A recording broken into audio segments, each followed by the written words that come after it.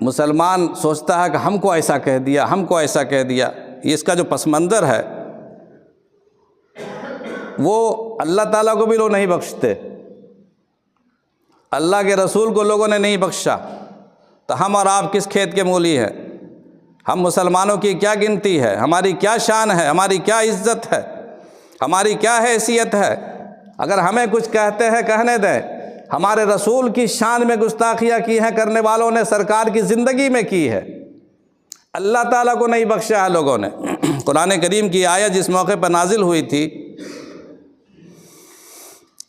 اس موقع پر واقعہ یہ ہو گیا تھا کہ اللہ تعالیٰ نے ایک جگہ آیت اتاری ہے نا کہ من ذا الذی یقرض اللہ قرضا حسنا، کون ہے جو تم لوگوں میں سے جو اللہ کو قرض دے؟ من ذا الذی یقرض اللہ قرضا حسنا، اللہ کو قرض